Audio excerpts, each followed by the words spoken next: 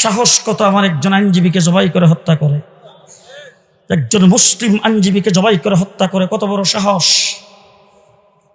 কত বড় সাহস! বাংলাদেশে যারা অকারেন্ট সৃষ্টি করতে চায়, গুলাপানিতে মাছ শিকার করতে চায়, একটা একটা করে ধরে বিচারের সম্মুখীন করতে হবে, কাউকে ছাড় দেওয়া যাবে না। কে কে রাজি আছেন হাত তুলে দেখান। যারা বাবরি মসজিদকে মাটির সাথে মিশিয়ে দিয়েছেন, গুজরাটে মুসলমানদেরকে কুচো কাটা করেছে, মসজিদের ভিতরে ঢুকে মুসলমানদেরকে হত্যা করেছে, যারা সেখানকার মুসলমানদেরকে এনআরসির মাধ্যমে নাগরিকত্ব বাতিল করে দেশ থেকে বের করে দিতে চাচ্ছে, কাশ্মীরে 70 বছর পর্যন্ত নির্যাতন করছে, আজকে আমার দেশে 15 বছর পর্যন্ত ক্ষমতাকে যারা দখল করে রেখেছিল, ইসলাম বিদ্বেষী নামের সাথে ছিল আওয়ামী মুসলিম লীগ, মুসলিম শব্দ বাতিল করেছে। সলিমুল্লাহ মুসলিম হল থেকে মুসলিম শব্দ বাতিল করেছে। ইউনিভার্সিটির মনোগ্রাম থেকে রাব্বি জিদনি ইলমাকে বাতিল করেছে। নজরুল ইসলাম হল থেকে ইসলাম শব্দকে বাদ দিয়েছে। যারা শাপলা চত্বরে আলেম ওলামায়ে কেরামের বুকের উপরে 1,54,000 গুলি চালিয়েছে, তারা আজকে মোদির কুলে আশ্রয় নিয়েছেন। 1.5 মাস ছিলাম, 1.5 মাস ডিবি অফিসে রিমান্ডে। দৈনিক অন্তত 50 বার আমাকে বলতো রাজাকারের ঘরের রাজাকার।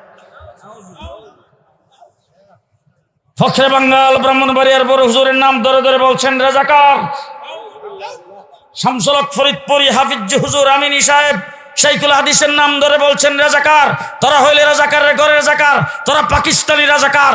একদিনের জন্য পাকিস্তান যাই নাই, আমেরিকা গিয়েছি, লন্ডন গিয়েছি, ইউরোপে গিয়েছি, কানাডায় গিয়েছি, পশ্চিমা দুনিয়া ঘোরাফেরা করি, একদিনের জন্য পাকিস্তান যাই নাই। আমাদেরকে যারা পাকিস্তানি রাজাকার বলেছ, আজকে তোমরা কোথায়? কোথায় গেছেন?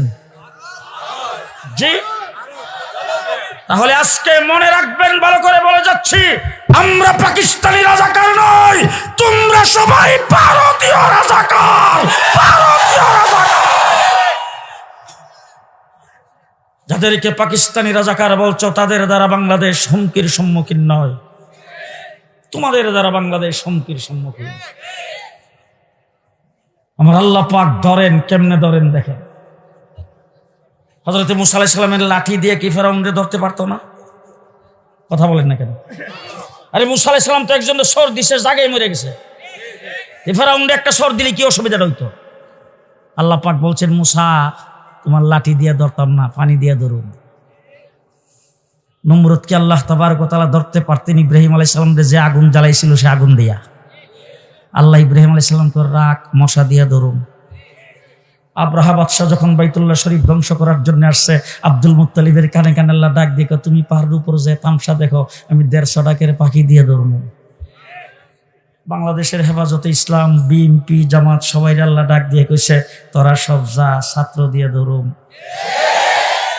ছাত্রদের মাঠে নামিয়ে দিছে police officer, army officer, police প্রধান, সেনাবাহিনীর প্রধান, নৌবাহিনীর প্রধান, বিমান বাহিনীর প্রধান, সব আইসার সামনে বসছে, ধমক শুরু করছে, তোমাদেরকে আমি এই পদ দিছি, তোমাদেরকে পদ পদবি দিছি, তোমাদেরকে টাকা পয়সা দিছি, বাড়িঘর দিছি, সুযোগ সুবিধা দিছি, এখন ঠেকাও। পুলিশ প্রধান ডাক দিয়া কয়, ম্যাডাম গুলি যদি চালাই, যেটার গায়ে গুলি লাগবে সেটা নিচে পড়বে, তার সাইডে যে থাকবে সে সামনের দিকে আসবে, পেছনের দিকে যাবে না। এইভাবে আজকে তার জন্য 15 বছর পর্যন্ত যারা রক্ত দিয়েছেন, সকলের রক্তের প্রতি শ্রদ্ধা জানায়া আমি একটি কথা বলতে চাই, রক্ত দিয়েছেন আপনারা, নির্যাতিত হয়েছেন আপনারা, মামলা খাইছেন আপনারা, গুম করেছে আপনাদের কর্মীদেরকে।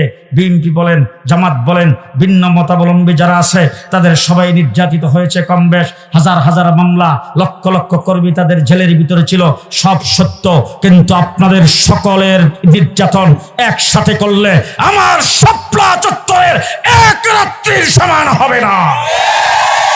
বাংলাদেশের কোন একজন মসজিদের ইমামের মিম্বর নিরাপদ ছিল না, কোন একজন মসজিদের ইমামের মেহরাব নিরাপদ ছিল না, খতিবের মিম্বর নিরাপদ ছিল না, কোন ওয়াজ মাহফিল ইসলামী সম্মেলনের স্টেজ নিরাপদ ছিল না, আলেম ওলামায়ে কেরামের জবান নিরাপদ ছিল না।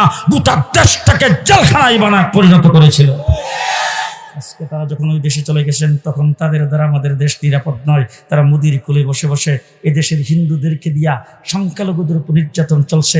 ব্রাহ্মণবাড়ি আইসা দেখলাম বাবা সমস্ত হিন্দুরা মিল্লা সেখানে বিশাল মিছিল, স্লোগান হলো আমাদের বাড়িঘরে আক্রমণ, মানি না, মানব না, হিন্দুদের উপরে বলে আক্রমণ হইতেছে।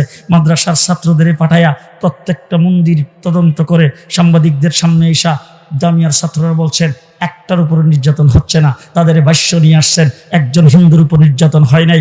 তারপরে আমরা হেফাজত ইসলামের পক্ষ থেকে ঘোষণা করেছি অল বাংলাদেশের হিন্দুদের স্থাপনা, তাদের মন্দির পাহারাদারি আমরা করব। পাহারাদারি আমরা করেছি। এই স্টাম্প কাঠ হাসিনার বেচতে গেছে, শেষ হয়ে গেছে। বিচারপতিদেরকে দিয়ে কু করতে চেয়েছে, সেটাও নস্যাৎ করে দিয়েছি। আনসারদেরকে দিয়ে কু করতে চেয়েছে, সেটাও নস্যাৎ করে দিয়েছি। তারপরে বাঁধ খুলে দিয়ে পানি ছেড়ে আমার ফেনী, নোয়াখালী, কুমিল্লা, চট্টগ্রাম, ব্রাহ্মণবাড়িয়ার কিছু অংশকে পানিতে বাসায়া দুর্ভিক্ষ সৃষ্টি করতে চেয়েছে। আমরা বাংলাদেশের কওমি মাদ্রাসার আলিম উলামায়ে কেরাম, আইম্মায়ে মাসাজিদ, যা যা কিছু আছে তাই নিয়ে আমরা পানিবন্দী মানুষের সাথে দাঁড়িয়েছি।